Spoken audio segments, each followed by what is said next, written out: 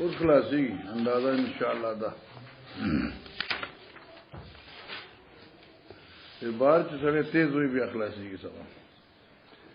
بسم الله الرحمن الرحيم. باب اتمام التكبير في الركوع. قاله ابن عباس عن النبي صلى الله عليه وسلم وفيه مالك بن الحويرث.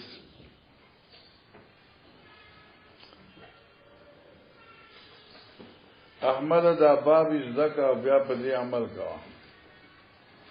زکه چې نن سبا مليان او امامان حضرات چې کوم دین په دې باب عمل نکړي. باب اتمام التکبیر په دې کې درې مسائل ته امام بخاری اشاره کوي. یو دا د اتمام التکبیر فی الرکوع ګوره پورا کول د تکبیر په رکوع کې رکوع ته چې سړی زی نو د قیام نزی نو چې قیام نزی نو د قیام نه به تکبیر شروع کړي تر دې چې رکوع کې خبر برابر شي لکه الله اکبر داس الله اکبر اسم الله به شروع کې په داسې حال کې چې ته قائم یې اکبر بالا وای چې رکوع ته رکوع تورسی او په هيئت د رکوع کې شي دته اتمام الرکوع فی التکبیر. او په دې ما ډیره مطالعه کړې ده خو تاسو ته پورا نه ویم. صحیح شو زکه زما پس به وتا موږ کړي کله کنه نو زه دا اتمام باندې عمل کوم د خیر سره. الله اکبر پورا ویما الله اکبر پورا ویما. ار یو صاحب ناغي چې دی خو ډیر مد کې بس الله اکبر پکړ الله اکبر هغه بخاری پڑھاولا اوس ته پات شو بخاری دغه بخاری پڑھاولا بیا غي نه ماته بخاری منتقل شو الى اخره کې سو پوښ کې الله خبره ده شو. انو کله چې داسې یو دعوت کې موږ کې ناسور ما ورته وای تا بخاری تقریبا ډیر ولول کنه غي ما او تقریبا ما 11-12 مرتبه ولول ده. انو ما ورته ما چې امام بخاری کو باب چل چې باب اتمام التکبیر فی الرکوع او ته اعتراض کړي تخیل ورته تو خیر بهر بیا ول د تخت طریقه نه راتله. یو مسئله ستا حاشی لیکل دا چې اتمام ماندا دا مد تکبیر د قیام نه رکوع ته دا یو شو. دیم دا دی چې امام بخاری علیه رحمت د ابي داود صفحه 129 یو روایت راځي پاغي باندې کوي. ابي داود صفحه 129 کې راځي قال ابو داود ابو عبد الله الاسقلاني عن ابن عبد الرحمن ابن ابزار عن ابي انه صلى الله عليه رسول الله صلى الله عليه وسلم كان لا يتم التكبير. عبد الرحمن ابن ابزا نبی علیہ السلام پس موږ کړو 129 بالکل رومبه دوه کې چي نو لا کان لا يتم التكبير حضرت به اتمام د تکبیر نه کو. قال ابو داود معنا اذا رفع راسه من الركوع واذا اراد ان يسجد لم يكبر واذا قام من السجود لم يكبر. تخيل ورته وی معنی دا شو چې کله به رکوع نه سر اوچتاو او کله چې به سجدي لته نو تکبیر به نه وي. واذا قام من السجود لم يكبر. د پلاتو کو سره کتابونه داسې مېن شي دي چې په اخلاق نه تاریږي. او شمولا نه سیوا امام بخاری التوی چې لم يتم لم يكبر. امام بخاری باب راو اتمام التکبیر فی الرکوع رکوع لبشزی یا رکوع نه چې پاسی نو تبا د تکبیر اتمام کړي. دا دوی درې معنی دا د مولانا صاحب اتمام د رکعت په تکبیر سره لکه ته قیام خلاص کی الله اکبر مستار قیام مکمل شي. درېمه خبره داوا چې رستو راځي امیہ خاندان خفقیږي بنا امیہ خاندان عثمان ابن عفان رضی الله تعالی عنہ کله چې ضعیف شو بوډا شو کمزور شو نو بیا به د ضعف دی وجنه اهتمام په تکبیر نشو کېره. حضرت عثمان الله اکبر سمع الله الله تغلی ورته دا حضرت عثمان ابن عفان صاحب چې هغه ضعیف شو بوډا شو کمزور شو انو دایي وسا ختم شو نو اتمام د تکبیر به ته ونه شو.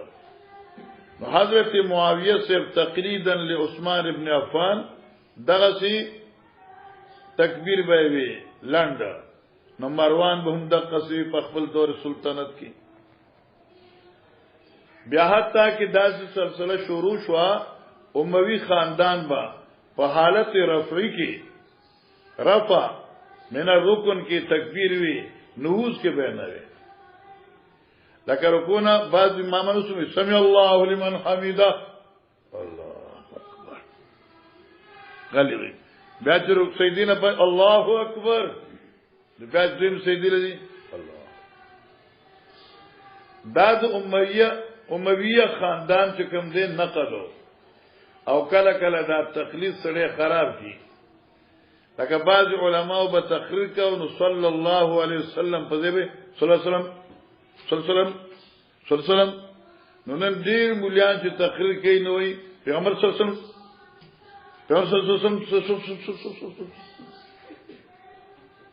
الک سوایت صلی الله علیه وسلم وایا پس سلامم نخلاصيږي کته چې محمد سلام درودونه شخه دې باندې درود نه ویلږي یا لک ابوبکر رز د پدې باندې ترزی نه ادا کیږي لک شیخ القرآن راح د پدې سره دعای رحمت نه ادا کی رحمت الله علیه بوای رضی الله عنه بوای علیہ السلام بوئے صلی اللہ علیہ وسلم بوئے جل جلالہ بوئے دا چا اللہ جل وئی ننا اللہ جل جلالہ وئی ردیل پار اتمام دا تکبیر امام بخاری دا مسئلہ تا تکی خود اللہ ٹھیک شوا دارنگی دا شاور اللہ سیب چکم تراجم دی نو پاغي تراجمو کې هم امام شاور الله رحم الله دغه ته اشاره کړی دا صفحه 25 وګوره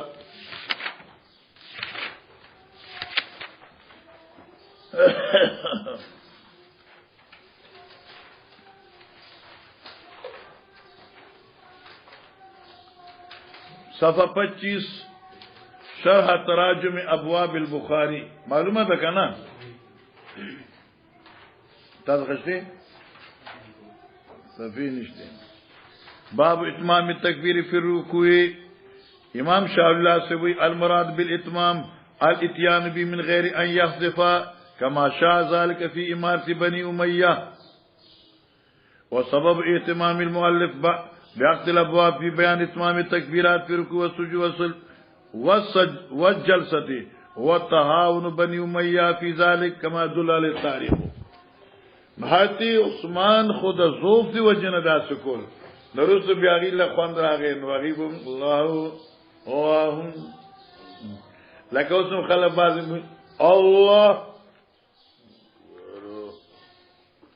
او لکه جبانگوی حیا نا حیا صلو نمانه دا موز دے کوای که نه کوای خو خپل کار کوای موز دے اصل خو مقصد هغه حیا دی چې هغه आवाज دی دعوت دی نو هغه دوی نه ورکي نظام الدین سے پوښو کنه ماشاءالله ستانو مسیات شو جی وبه قال حدثنا اسحاق الواسطي قال حدثنا خالد عن الجريري عن ابي العلاء عن مطرف عن عمران بن حسين قال صلى مع علي بالبصره فقال ذكرنا هذا الرجل. عمران بن حسین وی چې صلی مع علی بالبصره، عمران سے مزک حضرت علی سے رضی اللہ تعالی عنہ سرا په مقام د بصری کې، فقال عمران وی ذکرنا هذا الرجل صلاتن، یاد کا منگتا دیزوان یعنی علی صاحب صلاتن موز کنا نصلیها مع رسول اللہ صلی اللہ علیہ وسلم،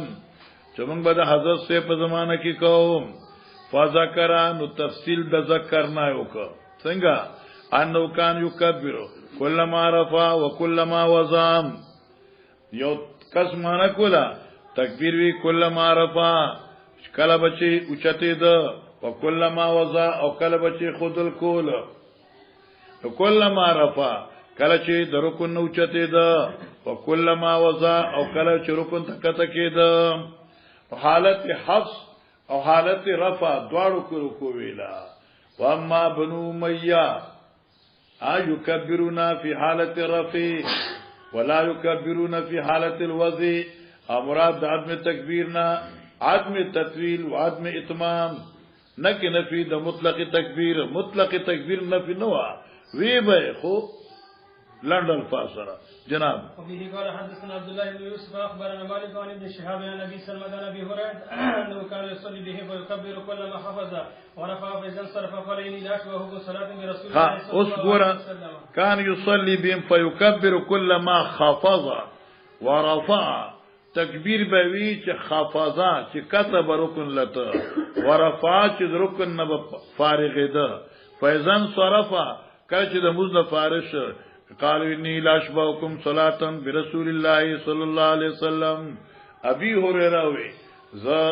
ډیر مشابهت کوونکې ما پتا سو کې د مز د پیغمبر علی السلام سمان شو، هکذا يفعل يكبر حين يرفع ويكبر حين يخفض. جی باب اتمام التکبیر فی السجود، اتمام التکبیر فی السجود، لك قالت اتمام التكبير في ركوع، دلتم اتمام التكبير في السجود دے، لك ما نبرنا زين الله اكبر سيدي طلع او چې بين الجلسه بين السجدتين چې کوم جلسه را اغي نزين به الله اكبر، تاسو الله او اصل خو اظهار د اکبرو دے کرا، الله د هر څه نه سره لوی دی، هر څه نه لوی دی، اکبر خو په زور وای کنه، هغه مثلا نو آسان دي ځان. وبه قال حدثنا ابو النعمان قال حدثنا حماد بن زيد عن غيلان بن جرير عن مصرف بن عبد الله قال صليت خلف علي بن ابي طالب انا وعمران بن حسين فكان اذا سجد كبر واذا رفع. مصرف ابن عبد الله وی چې ما مسکړه او رسول علي سیبنا ما اور عمران ابن حسين الخزاعي دواړو، فكان اذا سجد ويا فكان اذا سجد كبر واذا رفع راسه كبر واذا نهض من ركعتين كبر فلما قضى الصلاه اخذ بيده. بس ګور دا کبر معلوم شو چې نهوز او رفع کې به تکبیر اتماما وي. فلما قضى الصلاه اخذ بيدي عمران ابن حسين، ابو چې خلاص نو اخذ بيدي عمران ابن حسين، نو متعرفي عمران ابن حسين زاد الله سوني علماء فقالوا قد ذكرني هذا صلاة محمد صلى الله عليه وسلم، او قال شك راوي دي لقد صلى بنا صلاة محمد صلى الله عليه وسلم، داو مزد محمد عليه السلام. اتمام د تکبیر پر رکوع کې دي، اتمام د تکبیر پر سجده کې دي، گویا کہ اتمام د تکبیر ارکان انتقالیوں کے دے. جی قربان. وبه قال حدثنا عمرو بن عون قال اخبرنا هشام عن ابي بشر عن اكرمه قال رايت رجلا عند المقام يكبر في كل حفظ ورفع واذا قام واذا وزع، فاخبرت ابن عباس فقال وليس تلك صلاه النبي صلى الله عليه وسلم. بس رايت رجلا دے چغه ابو هريره دے او غي مسکو عند المقام مقام ابراهيم سخا يكبر في كل خفض ورفع واذا قام واذا وزع، فاخبرت ابن عباس چونکہ درمیان کی عبد الوارث مری شہبہ دور امویہ تیر شو دای کو حفظ کی تکبیر نہ مکمل کاو نو بیا سوی راغی ابن عباس ته بطور شکایت وی چې شیخ الحدیث ابو هريره پسې موزو کا اور هغه خو تکبیر وی یعنی اتمام د تکبیر کو په حفظ و رفع دواړو کې ابن عباس وی اولیس تلک صلاۃ النبی صلی الله علیه وسلم لا ام لک اعتراض کې مور مړیا دغه خموز د پیغمبر علی السلام وکړه معنا دا شو چې تب ابو هريره ولې اعتراض کړي دغه خموز د پیغمبر علی السلام لا ام لک مور دې مړ شو مور مړیا نو دا دغه لکه تکي کلام چلو مخکې دا باب التكبير اذا قام من السجود وبه قال حدثنا موسى بن اسماعيل قال حدثنا همام عن قتادة عن عكرمة قال صليت خلف الشيخ بمكة فكبر 22 تكبيرة فقلت لابن عباس انه احمق فقال فزلتك امك سنة ابي القاسم صلى الله عليه وسلم وقال موسى غورا تکبیر اذا قام من السجود غورا مخکې باب راغی چې اذا نهزو نو چې سیدی لبته نو تکبیر وی اوس وی رفع نو سیدی نه بچ پازم به تکبیر وی نو حفظ و رفع کې به تکبیر وی ابو رسه پس ماموزو کې کرمه وی خلف شیخ بمکه رسول شیخ الحدیث نه په مکه کې فکبر 22 تکبیره نو 22 تکبیره په موږ کې وی نشمار کې بیا 22 جوړیږي نو سلور رکعاتو کې 22 تکبیره موږ کې وی لکه حفظ و رفع چې شریک کې نو 22 جوړیږي فقلت لابن عباس انه احمق اکرمه وی چې ما خپل استاد سوی ابن عباس ورته چې انه احمقون دې ساده دی احمق منه وزن شم کوله دا بابجی ساده دی وشکنه 21 تکبیر په دې دی 22 پورا کړ دا ډېر ساده بابا دی وقال ابن عباس سکلت کا امک تا استامور دی رکی مرشد ازمانه او دی جاری پتا مور ستا نو چې مور کله جاری چې بچي مرشي او څوک معنی کې رک دی کتا مور ستا سکلت کا امک مور وشکن مرشي ویا سنت ابي القاسم صلی الله علیه وسلم دا سنت د محمد علیه السلام وقال موسى حدثنا بان قال حدثنا قتاده حدثنا اکرمه لکه مخکې قتاده او د اکرمه په میس کې عنو حضور ته کی اشاره تحدیث تا چې دا هغه نفس مطلقه معنعنه نه و بلکې دا مؤید بالملاقات و اتو گل نکل گئی یو خبر ثابت شو څنګه اکرمه خو ابو هريره اعتراض وکړه ابن عباس معترض د ابا هريره ته خیری وکړي او ته چې سنت بالقاسم معلومه شو چې صحابه تنقید نه بالا تر دي او تنقید لپاره مساوات عصر شرط او چې کله عصر کې متساوی نیوي د بیا تنقید د جرح په زیاده غیبت په زیاده تان په زیاده هغه تنقید معتبر نه دی او دې کنه ماشاءالله واخره وبه قال حدثنا يحيى بن بكير قال حدثنا ليس عن عقيل عن ابن شهاب قال اخبرني ابو بكر بن عبد الرحمن بن الحارث انه سمع ابا هريره يقول كان رسول الله صلى الله عليه وسلم اذا قام الى الصلاه يكبر حين يقوم ثم يكبر حين يركع ثم يقول سمع الله لمن حمده حين يرفع صلبه من الركعه ثم يقول کله به صلبه خپل ملا به د رکعات نه اوچت کړه ثم يقول آسان دی وایا ثم يكبر حين يهوي ثم يكبر حين يرفع راسه ثم يكبر حين يسجد ثم يكبر حين يرفع راسه ثم يفعل ذلك في الصلاة كلها حين يقضيها لا حتى يقضيها تردید چې موږ به اخلاص کو جی ويكبر حين يقوم من السنتين بعد الجلوس نه لکه دو رکعاتونه پس چې به وړقه د وکړانو چې دریم ته پاسیدنه بیا به تکبیر وي جی وقال عبد الله بن صالح عن الليث ولك الحمد بس عبد الله بن صالح د لیث نقل کی ولک الحمد ځکه مخکې روایت کې دا بوره سه وو ربنا لک الحمد نو دلته کې دواو زیادت وکړه ربنا لک الحمد جائز دی ربنا ولک الحمد دا دغینه اولاد اللهم ربنا ولک الحمد دا د ټول افضل دی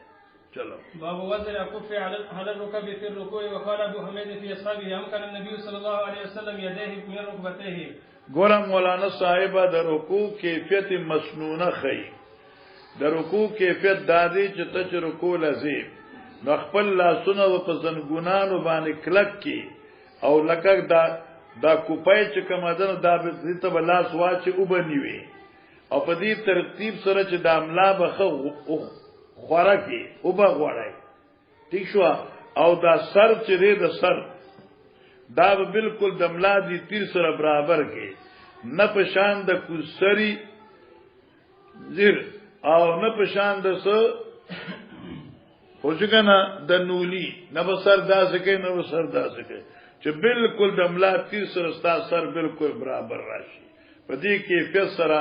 دا د رکوع طریقه خي جی وبه قال حدثنا ابو الوليد قال حدثنا شعبة وای ګوره وذل اکف اخلد لاسونو علی الرکب په زنګونانو باندې په رکوع کې ابو حمید دا تقریر کړو په غنو صحابو کې چې امکن النبي صلی الله علیه وسلم من رکبته امکن تمکین جای دادن مانزه ور کړو پیغمبر علی السلام اخبر الله سن لرا په زنګونانو باندې نو دا زنګون شو نو لاسه داسه کې خو چلو. قال سمعت موسى بن سعد صليت الى جنب ابي فطبقت بين كفي ثم وضعتها بين فخذي فنهاني ابي وقال كنا نفعل فنهينا عنه وامرنا ان نضع ايدينا على الركب. دا مسله من ترمذی کې ویل وا چې بای صحابه کرامو با رکوع چلال لاسونه به داسې کړه او د فتونانو په دیمنس کې با کې خودل او بعض روایت کې چې داسې به کې د زنګونانو په منځ کې به منډل دا نه تا یو تابع دا څوک صحابي پیرا دوک چې بچیا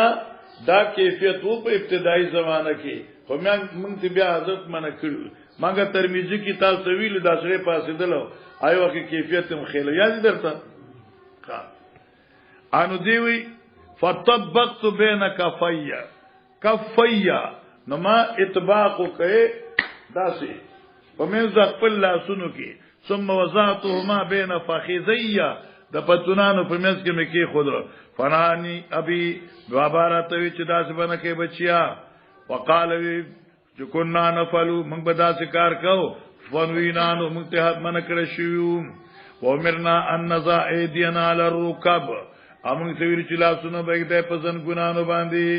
نور زینو کې بنای دي. چلو. باب اذا لم يتم الركوع. به قال حدثنا حفص بن عمر قال حدثنا شعبة عن سليمان قال سمعت زيد بن وهب قال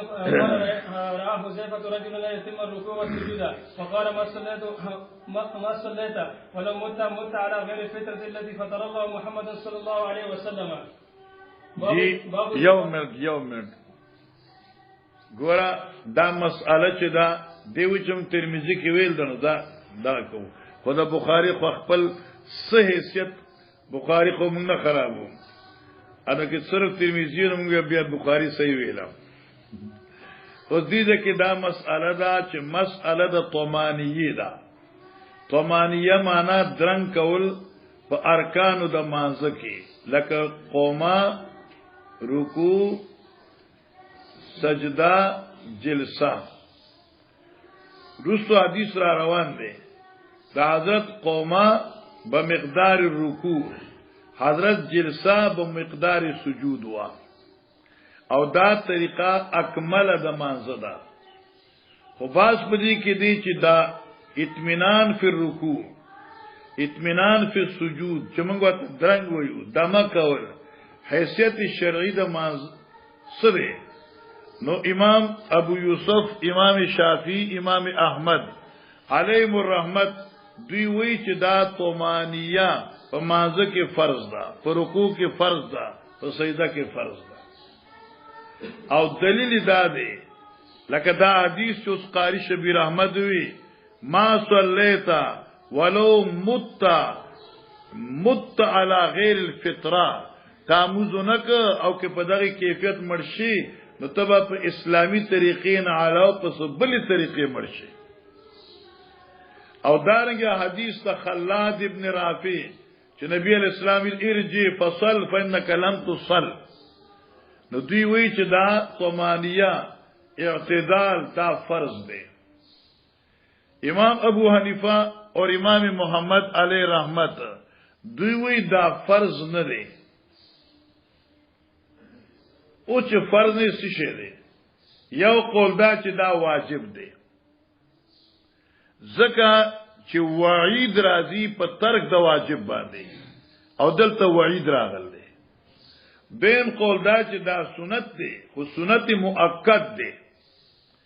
او هغه سنت چې هغه مؤکد وي نو هغه قریب ال الواجب وي، نو دغه په ترک باندې وعید راځي.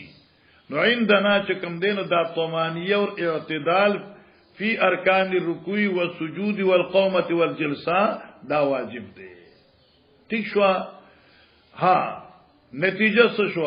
چې یو سړی موضوع ک بدون طمانیه عند الشافعي واحمد وابي يوسف ما صلى موضوع نشر، وعند الشيخ امام ابو حنیفه ومحمد صلى ولكن انقص من الصلاه. د مازنه نقص کو کمی راوي سبب مازه کې نو موږ وی چې موضوع شو خو ناقص نو کی چر دې سیدا دا ساویو کی جو قدم مسله حل شو. بس دا اوس مسله اوس وایا وګور را حذیفه رجلا، حذیفه یو سوی ولید لا یتم رکوع او سجود چې طمانیه رکوع سجود کې نه کولا. امغه فرض کني چې قران وی ورکاو او ارکاع ته رکوع الميلو من الاستواء الى الركوع، قران خو ورکاو بس. اوس قران کې وطمئنو نشته، واعتدلوا نشته. اوس کې موږ اطمینان اعتدال پر رکوع کې فرض کوو، فرضیت ته پارا خو نص پکار دی او قطعی نص پکار دی، متواتر پکار دی. دا خو خبر واحد دی. لکه موږ دا فرض کوو زیادت په کتاب الله راشي. نمنګ با قران له درجه ورکو چې نفس رکوع فرض ده، الطمانیه فی رکوع من الواجبات. قال ما صلیتا یتامزنک مز کامل بانو یا سنفی د متقی صلات نشو د کامل شو. ولو متا یا متا نو متا علی غیر فطره، غیر فطرت مراد طریقه د محمد علیہ السلام التي فطر الله محمد صلی الله علیه وسلم. جی باب استواء الظهر في الركوع. وقال ابو حميد في اصحابه ركع النبي صلى الله عليه وسلم ثم حصر ظهره. شابه سے استواء الظهر في الركوع،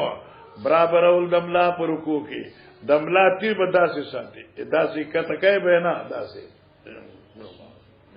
ٹھیک شو گا نا. وقال ابو حمید فی رکع النبي صلی الله علیه وسلم ثم حصر ظهره، بیا ما تکړه و املا خپل وګوره با اخر ادا سے ون رکوع کې ملا نه ماتي چې سکت شي ملا علاماتي. چلو باب حد اتمام الركوع والاعتدال فيه والاطمئنانه.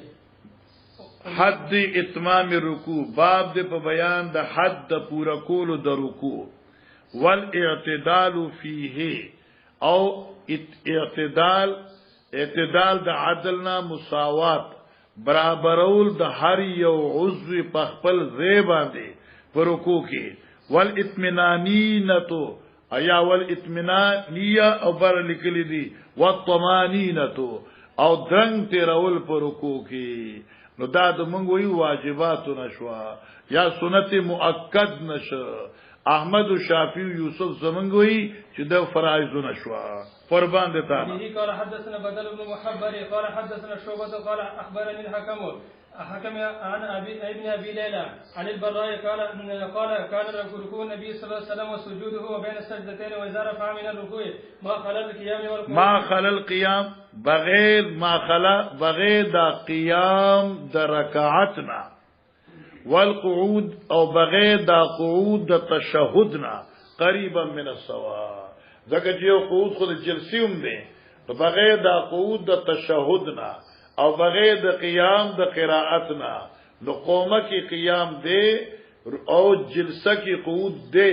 خو بغیر د قعود د تشهدنا او د قیامنا. نو دا قومه جلسه رکوع سجده قریبا من السواء دا برابر وا. نو علی قدر ثلاثه التسبیحات. جی باب امر النبي صلى الله عليه وسلم الذي لا يتم ركوعه بالاعاده. سبحان الله. امام بخاری علیہ رحمت چونکہ د امام احمد و د شافعی سے تائید کئی چې دا طمانیه او اعتدال فرض دی. اوس دی لپاره باب راوړو امر النبی حکم کول د پیغمبر علیہ السلام الذي اغ خلاد ابن رافی تا چې چا موږ کړو او اتمام د رکوع نو کړي لا یتم رکوع بالاعاده په اعاده سره. نو مطلب یې څه شو؟ اے حضراتو کې چې اعتدال او طمانیه پر رکوع او سجده کې فرض نه وي نو خلاد ابن رافی تا پیغمبر بار بار د اعاده حکم ولې کړو خو دې لپاره چې هغه نه فرض پاتې کېدل. اناف باندې خدای رحمتونه وری او دوی له الله لوی عقل او فکر ورکړي. منګوي چې دا فرض نو خدای پیغمبر اعاده بار بار چوا دی لپاره و چې د ادا د مانزه په طریقې اکمل وکي او دې ته احساس راشي چې اکمل طریقه پر خودو کی نقصان دی ځکه حضرت ته بار بار امر کړو.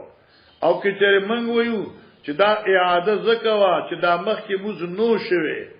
نو بیا اعاده زکو شو چې مخ کې موږ نو شوي دا خدا شاری د شان نه خلاف دی چې دغه مخ کې یو کس موږ کې عبادت کوي اور هغه عبادت په منزله د عبادت ني او دی وته بیا دغه سوکا بیا وکاو د دین معلومه شو چې هغه طریقه د منځ صحیح و لیکن په طریقې د اکمل نه و او دغه باندې دلیل مصطفی د ترمذی حدیث دی چې موږ ویلو پشپش پېته کې مې د ترمذی کې پشپش پېته کې د حدیث تیر شو الته لیکلو حدیث کې راغلو څنګه راغلو اذا فعلت ذلك فقد تمت صلاتك واذا انتقصت منها شيئا انتقصت من صلاتك. نو ترمذی صفحه 66 کې موږ د حدیث ویلو من صلاتك اتممت من صلاتك وانتقصت من صلاتك. نو صلات خودی خو نقصان دی کنه جی. وبه قال حدثنا مسدد قال حدثنا يحيى بن سعيد عن عبيد الله قال حدثني سعيد المقبوري عن أبيه عن أبي هريرة أن النبي صلى الله عليه وسلم دخل المسجد فدخل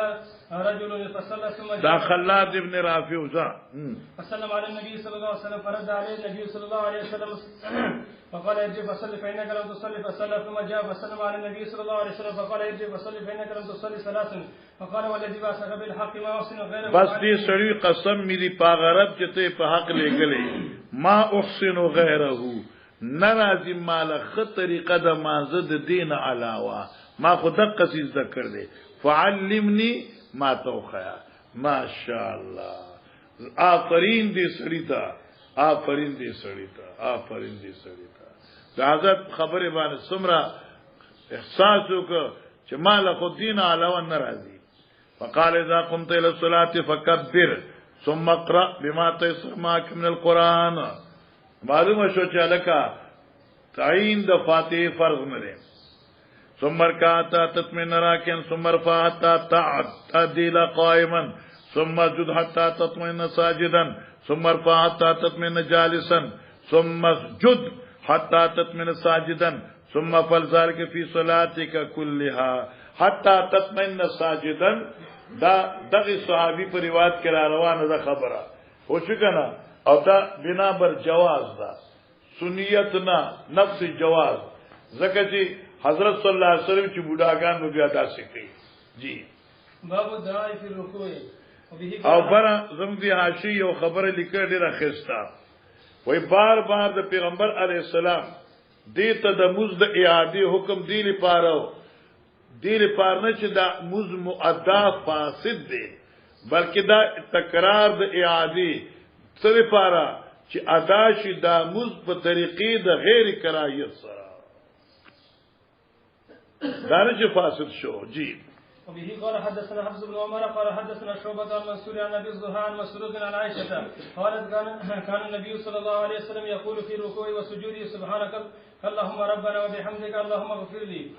باب ما يقول الامام دا موږ مخ کې ویل دا څه کله کله وایي ښا سبحانك اللهم ربنا وبحمدك اللهم اغفر لي. امیان چې یو دعا وین وای او تاسو علماء نو کله کله سبحانك اللهم وبحمدك باب ما يقول الامام ومن خلفه اذا رفع راسه من الركوع.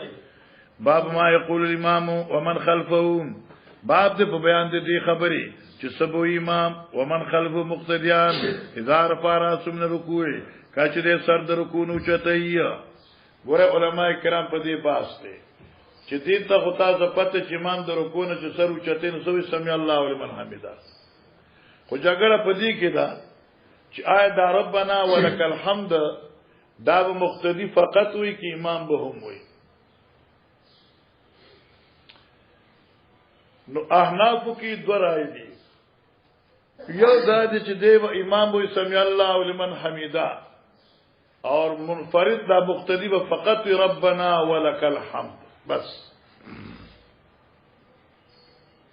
دا تقسیم شو. بعض علماء چې امام به هم وي سمع الله لمن حمیدا ربنا ولک الحمد، اور مقتدی به ربنا ولک الحمد. زکه چې دې بل ته دعوت ورکړي چې سمع الله لمن حمیدا، اجاب الله لمن حمده، الله قبلی صفت دا غچا چې څوک د الله وکي، خبره دا غچا چې د الله صفت وکي، د دې په خپل صفت نه کوي. نمګو چې دال الخير کفایلی دي کنه، او کچره دا امام بیا ربنا ولک الحمد وي نو قلب د موضوع براشي. ځکه چې سمع الله سره خو مقتدی ربنا ولک الحمد وي، نو چلته ربنا ولک الحمد مقتدی خلاص کی امام بری پسې سمع الله ربنا ولک الحمد وي نو قلب موضوع براشي. نو لہذا وظیفه الامام الاتيان بالتسمیع ووظیفه المقتدی الاتيان بالتحمید. وقال الائمه يجمع الامام التسمیع والتحمید. جناب وبه قال حدثنا آدم وقال حدثنا ابن أبي ذئب عن سعيد المقبوري عن أبي هريرة قال كان النبي صلى الله عليه وسلم إذا قال سمع الله لمن حمده قال اللهم ربنا ولك الحمد. وكان النبي صلى الله عليه وسلم إذا ركع وإذا رفع رأسه يكبر وإذا قام من السجدتين قال الله أكبر. باب فضل اللهم ربنا ولك الحمد. پس فضیلت رب اللهم ربنا ولك الحمد، كثرة المباني تدل على كثرة المعاني. اللهم ربنا ولك الحمد کی الفاظ زیادتی، جو معنی و مطالب زیادتی، اور بل په حدیث کې دغه ناشنا جمله را روان ده ورپسې شه. وبه قال حدثنا عبد الله بن يوسف قال اخبرنا مالك عن سمي عن ابي صالح عن ابي هريره ان رسول الله صلى الله عليه وسلم قال اذا قال الامام سمع الله لمن حمده فقول اللهم ربنا لك الحمد، فانه من وافق قوله قول الملائكه وغفر له ما تقدم من ذنبه. باب وبه قال حدثنا اور باب القنوت پر لکھل دی باب بلا عنوان دی باب، یا باب مال عنوان دی باب القنوت، او قنوت په معنا د دعا سره دی، او حمدن طیبا کثیرا حمدن مبارکا طیبا رسو حدیث کرا روان دی. لہذا اغیت قنوت ہوئی دا دعا شوا. ازوک چی باب فضیلت الدعائی عند التسمیع، فضیلت دا دعا وقت سمع اللہ لمن حمیدہ. تشو کنا ربنا ولک الحمد حمدا کثیرا طیبا مبارکا فیه وفی روایت کما يحب ربنا ويرضى. جی وبه قال حدثنا معاذ بن فزارة عن هشام عن يحيى عن ابي سلمة عن ابي هريرة قال لأقربن صلاة النبي ابي هريرة لأقربن زخامخ نزدیکو متاست مزد پیغمبر علیہ السلام. ٹھیک شو گنا، یعنی تاسو خیم د پیغمبر سے مسنگو. جی فكان ابو هريره يقنط في الركعه الاخره من صلاه الظهر وصلاه العشاء. اذكر يقنط دغه باب القنوت. نو دعای قنوت به په رکعت اخری کې د سحر مانځنا،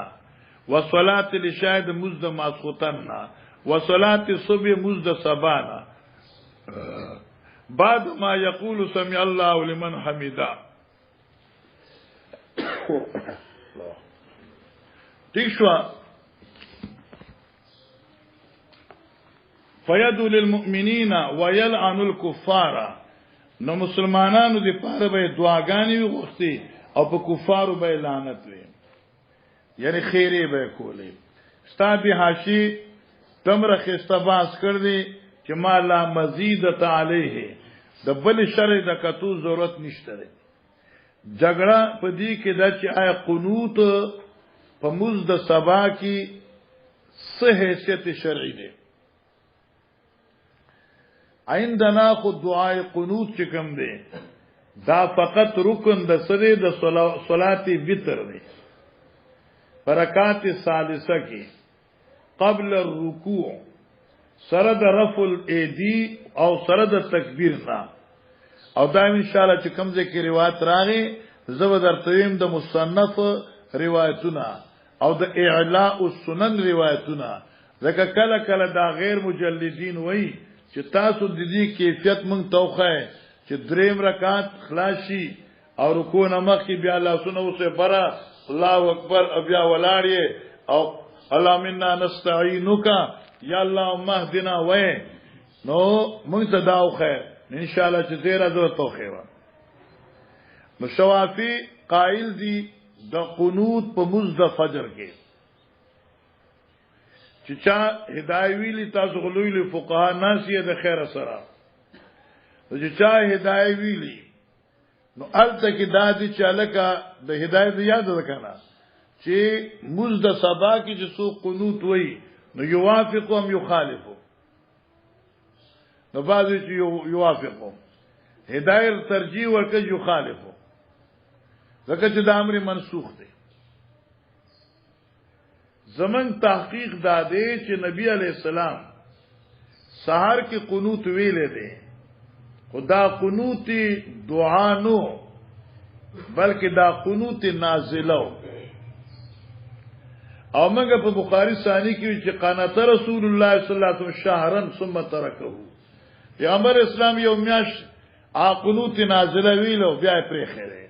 او قنوت نازله دلیل داده چې من صلات الظهر و صلات العشاء و صلات الصبح ماسپخین کوم ویل دي ماستن کوم ویل دي سحر کې ویل دي، دا قنوت نازله دي. او د قنوت نازله موږ قائل یو حادثه لکه په ملک باندې مصیبت راشي، کفار حمله شي، مسلمانان په عذاب شي، ٹھیک شو، د مشرکین او د ظالمانو د ظلم نه بچاو د پاره قنوت نازله ویل شي. ځکه امام سوي چې لا قنوت فی الصبح او پاغي باندې دلیل دا دی چې رسول الله صلی الله علیه وسلم لم یقنط فی الفجر قط الا شهرا، تاسو شي لیکل داریا صحابي زیت نه تپوس کوي چې یا بابا سارموس کې د قنوت سو حکم دی او یا بنیا انها بدعه ولی صلیت ورا النبی و ابو بکر و عمر ما قنتا ای قنوت نه دی ویلې بچیا دا خو بدعت دی. ٹھیک شو مولانا سیبا دارنگی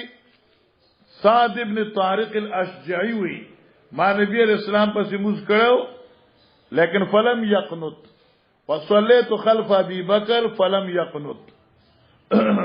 او دارنگی نسائی روایتون چیابنی نا بدعتون. لہذا کم روایتو کی راضی قنوت نازلہ دے دا قنوت دا دعان نہ دے او اغم قنات شارن سمتا چلو. به قال حدثنا عبد الله بن ابي قال حدثنا اسماعيل عن خالد الحذاء عن ابي قلابه عن انس قال كان القنوت في الفجر والمغرب. وبه قال حدثنا عبد الله بن مسلمة عن مالك بن عن نعيم بن عبد الله المجمري عن علي بن يحيى بن خلاد الزرقي عن ابيه عن رفاعة بن رافع الزرقي قال كنا يوما نصلي وراء النبي صلى الله عليه وسلم فلما رفع راسه من الركعه قال سمع الله لمن حمده قال رجل وراءه ربنا ولك قال رجل وراءه يسير روانو او رسو مزلا او منډه ولا ساو ته خطل او چې کله ساو خيږي د بیا د الفاظو کنټرول نکېږي.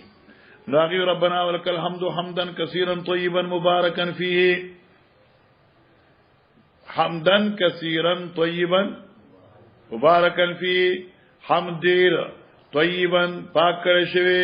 خیر چول شوی. فلما انصرف چې موږ شو قال من المتكلم، حضرت دا کلام چا کړو په موږ کې؟ قال انا. دل ترور عبد الوارث اختصار د ابو داود بتاویلی الته کې تطویل دی عادل تبر سورہ روان دی. من المتکلم، من المتکلم بیا نبی علیہ السلام من المتکلم لم یقل الا خیرا. الکه دا چا ویل وې خبر ویجی ما ویلو جی چې خیرن واوري د کنه نو دې مخ کې شو ما ویلو وینک بختا ما زکه تاسو کې چې تاوی نو تقریبا د لسونه زیات فرشتي راغلي وي او هر یو د یو بل نه تقدیم کو په لیکلو د دې سره او لیکلو د کلماتو سره نه لیکلو د ثواب د کلماتو سره جناب قال رأيت بذات وثلاثين ملکان سب باندې دیش فرشتي مالی دلی وی یبتدرونا چې دیو بل مخکې کېدل کول ايهم یكتبها اولو ٹھیک شه اریو کم یو د دوینا یكتبها یعنی یكتبو ثوابها چې لیکي اجر د دې مخ اید بلنا یا ذلیکم او بل ذلیکما نو کوشش کو چې څوک به مخکې کیږي څوک به مخکې کیږي معلومه شو چې مسارات په نیکو کې پکار دی تاسو مسارات په بر څه کې شروع وکړه دیک وختو محل مخطا کا مخکدا باب الطمانينة حين يرفع راسه من الركوع وقال ابو حميد رفع النبي صلى الله عليه وسلم واستوى حتى يعود كل باب الطمانينة باب په بیان د طمانیه او درنګ تیرول په رکوع کې حين يرفع راسه من الركوع قال ابو حميد رفع النبي صلى الله عليه وسلم حضرت سر اوچت کا واستوى نه قدرت حتى يعود چوغرزید کلو فقار هر یو اډوکه هر یو جوړ مکانه خپل زیتا لکه ګوره دا زیته نه راغله جوړ اعتدال جن زیته وراشي ٹھیک شو کنه نو تاسو اداس نه چې سمع الله اکبر لکه مؤذن سي چې سمع الله لمن حمده بس الله دما پکاز دما خشره چلو ابو الوليد قال حدثنا شعبة عن ثابت قال كان انس ينعت لنا صلاه النبي صلى الله عليه وسلم فكان يصلي فاذا رفع راسه من الركوع قام ثم نقول ينعت بمعنى پیچکنا يصفو ويبين ينعت معنا بیان کو منتمز د نبی علیہ السلام جی وبه قال حدثنا ابو الوليد قال حدثنا شعبة عن الحكم عن ابن ابي ليلى عن البراء قال كان ركوع النبي صلى الله عليه وسلم وسجوده واذا رفع راسه من الركوع وبين السجدتين قريبا من السواء قريبا من السواء دا ارکان ټول برابر اوس موږ حدیث کې وي وبه قال حدثنا سليمان بن حرب قال حدثنا حماد بن زيد عن ايوب عن ابي قلابه قال كان مالك بن الحويرث يرينا كيف كان صلاة النبي صلى الله عليه وسلم وذاك في غير وقت صلاة فقام فأمكن القيام ثم ركع فأمكن الركوع ثم مالک ابن حویرث یورینا خودم تا چې څنګه کیفیت تموز د نبی علی السلام دی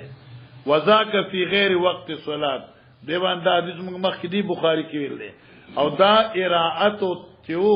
د وخت مازنه علاوه گویا کې دا فرضی مزنو نفلیو خو په ارادي د تعلیم سره زکه داریا نه ده لکه تاسو مکه باب امام بخاری داسې تړلو چې یو کار یو عبادت د تعلیم په غرض کوي نو هغه تریا نه وي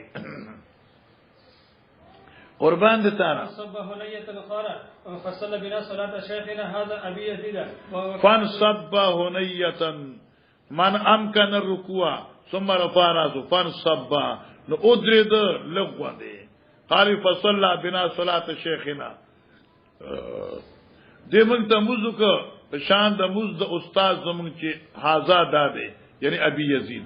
وكان ابو يزيد زار فراز من السيده الاخره استوى قائدا ثم نهض برابر بشبه ابو كشرا باب يهوي بالتكبير هنا يسجد وقال نافع كان ابن عمر يزوي يديه قبل ركبتيه پدې باندې موږ مالها او مالها باس کړل په ترمذی کې يهوي بالتكبير حين يسجد قومین بچ سیدی ته نو دا حویہ اردو کی ورته سیدی کے طرف گرنا تو سیدی طرف ته کوزیدل یعنی تلل جکاویدل سو بالتکبیر الله اکبر په دې ترتیب سره نافع کان ابن عمر یزو یده قبل رکبته ابن عمر رضی الله تعالی عنہ عیب خودل لا سنا مخکې د زنګونانو نه په دې باندې باس کړی نبی علیہ الصلوۃ والسلام فرمایلو چې لا یزا یده قبل رکبته بل یزا رکبته قبل یده سیدی لچزین اول به زنګونان پزما کوي بیا به لا سونه کوي لا يبرك احدكم كبروك الجمل بل يضع ركبتيه قبل يديه حدیث دا شو ٹھیک شو دلته خو ابن عمر سے خبره دار یاد شو چې دی بل لاسونه مخې خل موږ دغه جواب کوو چې دا جواز په تور باندې یا دا د زمانی د ذوف د ابن عمر سے وو امنګ وی چې سړي بدن باډي درنوي لکه کنه چې دوه کسان شي پوښي انو خیر کې چې دې مخې لاسونه پزمکې کیدی نوم دې لپاره جایز دي لیکن کې چې په شان دا شبیر احمد وی ان بیا به اول زنګونان پزمکې دي آینه پس بلا سنې دي و بعكس النهوض جی به قال حدثنا ابو اليمان قال اخبرنا شعيب عن الزهري اخبرني ابو بكر بن عبد الرحمن الحارث بن هشام وابي سلمة بن عبد الرحمن ان ابا هريره كان يكبر في كل صلاه من المكتوبه وغيرها في رمضان وغيره فيكبر حين يقوم ثم يكبر حين يركع ثم يقول سمع الله لمن حمده ثم يقول ربنا ولك الحمد قبل ان يسجد ثم يقول الله اكبر حين يهوي ساجدا ثم يكبر حين يرفع راسه من السجود ثم يكبر حين يسجد ثم يكبر حين يرفع راسه من السجود ثم يكبر حين يقوم من الجلوس في الاثنتين ويفعل ذلك في كل ركعه حتى يفرغ من الصلاه ثم يقول حين ينصرف والذي نفسي بيده إني لأقربكم شبها بصلاة رسول الله صلى الله عليه وسلم إن كانت هذه صلاته حتى فارق الدنيا وقال أبو هريرة وكان رسول الله صلى الله عليه وسلم حين يرفع رأسه يقول سمع الله لمن حمده ربنا ولك الحمد يدعو لرجال فيسميهم بأسمائهم فيقول اللهم انجي الوليد من الوليد تقول قال وقال أبو رمان بين قالات تسنير جات راجيلا آغا مخي ابو بکر ابن عبد الرحمن تا اور ابو سلمہ ابن عبد الرحمن تا خان جی وسلمة بن هشام وعياش بن ابي ربيعه والمستضعفين من المؤمنين اللهم اشدد اے اللہ سخ کا خپل غریب په مزر قبیله باندې وجعلها عليهم سنینا وګرځو دا مصیبت په غیمانه په صورت تسکری کسنی یوسفا لکه زمانی د یوسف کی چې کوم قاصالی وا وعلى المشرق يومئذ من مضر او مشرقيان په دغه وخت کې د قبيله د مضر نو مخالفون له دوی د حضرت مخالفو او دا سوال د درمیان کې چې دا مضر ولې وي تخصیص د هلاکت ته مضر ولې وکړه وفاق زمانه کې قبيله د مضر چې و د حضرت دشمنه و وبه قال حدثنا علي بن عبد الله قال حدثنا ګور دغه یو خبره یاد کړه لامع الدراری چې کوم دین دیږي کې یو نقطه لیکلې ده د ابن عمر رضی الله تعالی عنہ وزد یده قبل رکبته جوا لانه كان ثقيلا لامع الدراری قصه شرد د بخاری آی ذکر کړی د چې دا د ثقل په بنا سره وانه ترمذی کې منګویل دی یو شپته صفه وا اور ابو داود 129 کې دا حدیث پتا سره شي چې صحابه کرام چې دي آی بمخ کې زنګونان یې خودل رست بلا سونه خودل او ما ته مصنف ابن ابي شيبه 479 صفه می د تخیل وسنګا چې څوک لاس مخ کې وړي نو دا د جنونیت نه خدا خو چې کله سره یعنی بلا عذر او کې عذر نه ضرورت تبيح جی قربان به قال حدثنا علي بن عبد الله قال حدثنا سفيان غير مرة عن الزهري قال سمعت انس بن مالك يقول سقط رسول الله صلى الله عليه وسلم عن فرس وربما قال سفيان من فرس فجحش یعنی ګوره دمره حدیث کې دمره احتیاط من دي او کې عن دي نو کله استاد وی چې ماته منم ذکر کړي کله ماته استاد عنم ذکر کړي ها فدخلنا عليكم نعود فحضرت الصلاه نعود معنا بیمار کرسی مو کولا فصلى بنا قاعدا وقعدنا وقال سفيان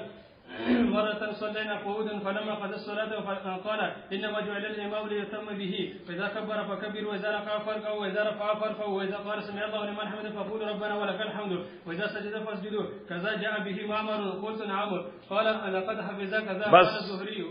دا مخه فقولوا ربنا ولك الحمد بعض روایتونو کې راځي ربنا لك الحمد نو دی وی سفیان وی دا روایت سفیان ان زوری ده ښا تاسو دې وای بیا سفیان ان زوری ده نو دی وی چې د زوری بل شاګرد معمر جاء ابي معمر د قسویل چې ربنا ولك الحمد قلت نعم ویاو قال سفیان لقد حفظ كذا یعنی ما دقه سیز ذکر دي چې قال الزهري ولك الحمد یعنی ولک الحمد ما یاد کړی دی. ٹھیک شو مولانا خلاص. ما کی ګورا حفظت من شقه الایمن دلته راځي کنه مولوی صاحب فجوحش شقه الایمن. سفیان وی چې حافظ تو ما یاد کړی دا زهرینا شقه الایمن یاد کړی دی. بس اوس دې کې نقطه یاد کړم. شاګردان په دوه قسمه طالب جانا. شاګردان په دوه قسمه. یو بیدار شاګرد وی لکه دلته کې سفیان بیدار دی شاګرد د زهری دی او یو چې کوم دی کنه پریشان او یا سوچونه کوون کې د بل دی نو دیزه کې هغه امام ابن جوریج دی. تاسو خامخه د یو سره مپکو تا تا ټول دغه سي کل من کان منکم صاحب الزوجه وجکنا انا فهو الى اخره ونه شکنا بلال توله خفاینا خدای بدل در کی منا صبر کوم خدای باندې خفاینا از مصیبت دا گاونډیان لار شکنا بیا طالبان تو یې رضا کاچ زمام به زم ته اوس ګور شاګردان دوه قسمه یو بیدار شاګرد وی لکه سفیان په دې روایت کې یو غیر بیدار وی لکه جوریج ابن جوریج. سفیان وی ما ز صف اول کې ناشته توجه کا او امام زهری چې روایت ذکر کاو نو شقه الایمن ویل دي چې بار لاړو ابن جوریج وی شقه الیسر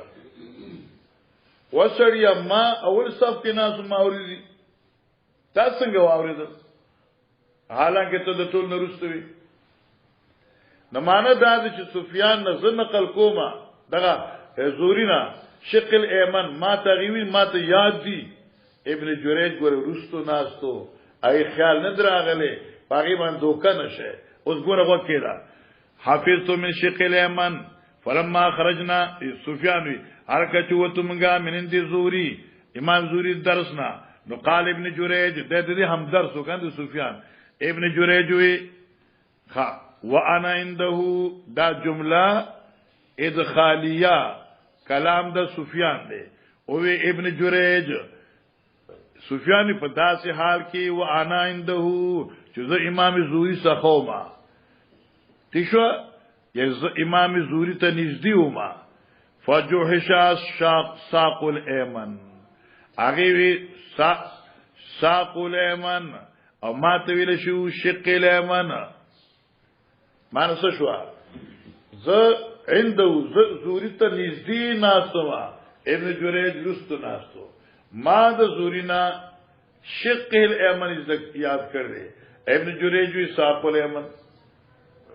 ساق نه دی شق دی